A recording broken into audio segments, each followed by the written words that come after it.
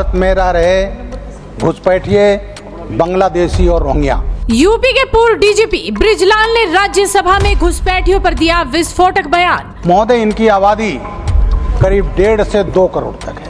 बोले घुसपैठिए नहीं रुके तो कानून व्यवस्था बन जाएगी राष्ट्रीय चुनौती। हमारे देश के अखंडता और सुरक्षा के लिए खतरा है। विपक्ष पर भी साधा निशाना, साफ कह दिया कि वोट के लिए देश में बढ़ा दिए घुसपैठिए। कई राजनीतिक पार्टियां ऐसी रही हैं जिन्होंने डेलिबरेटली जानबूझकर इनको अपने वोट बैंक के तरह इनको बसाया। बहुत बहुत धन्यवाद सभापति महोदय। मैं सदन के समक्ष जो प्रश्न यहाँ उठाना चाहता हूँ वो है भारत में रह रहे घुसपैठिए बांग्लादेशी और रोहिंग्या। महोदय, इनकी आबादी करीब 1.5 से 2 करोड़ तक है। ये देश के विभिन्न भागों में, खासकर पश्चिम बंगाल, असम, उत्तर प्रदेश, यहाँ तक बॉम्बे, दिल्ली, सब जगह ये रह रहे हैं। महोदय, ये हमारे संसाधनों पर हैं और हमारे देश के अखंडता और सुरक्षा के लिए खतरा है। कई राजनीतिक पार्टियां ऐसी रही हैं जिन्होंने डेलिबरेटली जानबूझकर इनको अपने वोट बैंक के तरह इनको बसाया। अभी एक जो मसला चल रहा है अभी SIR पर, मैं सदन का ध्यान आकर्षित करना चाहता हूं कि 1983 में नेली दंगा हुआ था असम में। उसका कारण भी यही बांग्लादेश घुसपैठिए थे। जब वहाँ चुनाव हो रहा था, चुनाव के तारीख तय हुई तो वहाँ पर असम के लोग, विशेषकर ऑल असम संग्राम गण परिषद और ऑल असम स्टूडेंट यूनियन, इन्होंने डिमांड किया कि ये 40 लाख वोटर जो बनाए गए हैं इनको पहले निकाला जाए, उसके बाद ये वहाँ पर इलेक्शन कराया जाए।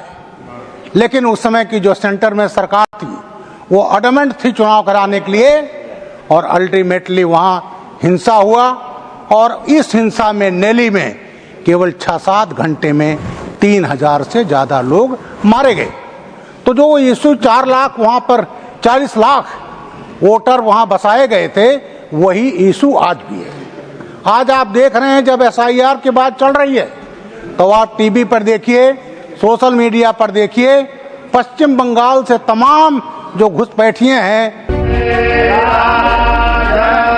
अयोध्या सिर्फ एक शहर नहीं, ये भारत की आत्मा का वो केंद्र है जहां संस्कृति, श्रद्धा और सभ्यता एक साथ सांस लेती है। सदियों से प्रतीक्षा में खड़ा ये धाम आज नए भारत की पहचान बन चुका है और इसके पीछे है प्रधानमंत्री नरेंद्र मोदी और मुख्यमंत्री योगी आदित्यनाथ की अटूट इच्छा शक्ति।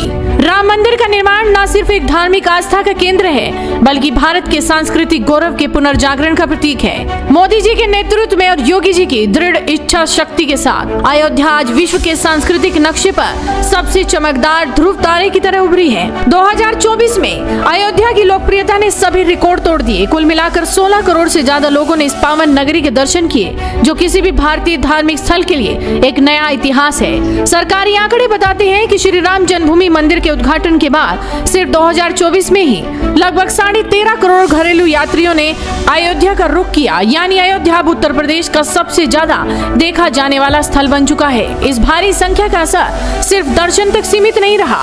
मंदिर के समर्पण के बाद पहले ही साल में लगभग 3900 करोड़ रुपए की आर्थिक गतिविधि पैदा हुई। यह आर्थिक गतिविधि सिर्फ शहर में नहीं बल्कि पूरे राज्य की अर्थव्यवस्था में नई जान डाल रही है। अयोध्या के इस सांस्कृतिक और धार्मिक उभार का सबसे सीधा लाभ मिला है होटल और लॉज उद्योग को, ट्रैवल टूरिज्म सेक्टर को, ढाबों, फूड स्टॉल्स और रेस्तरां को, ऑटो, टैक्सी, बस और कैब सेवाओं को, स्मृति चिन्ह और स्थानीय हस्तशिल्प दुकानों को। इन सब की वजह से शहर में रोजगार तेजी से बढ़ा है। छोटे और मध्यम व्यवसाय जगमगा उठे हैं और अयोध्या की अर्थव्यवस्था एक सांस्कृतिक आर्थिक मॉडल बनती जा रही है। आज अयोध्या सिर्फ एक पवित्र नगरी नहीं बल्कि भारत की सांस्कृतिक पहचान का विशाल केंद्र बन चुकी है, जहां इतिहास, अध्यात्म, पर्यटन और आधुनिक विकास सभी एक साथ आकार ले रहे हैं।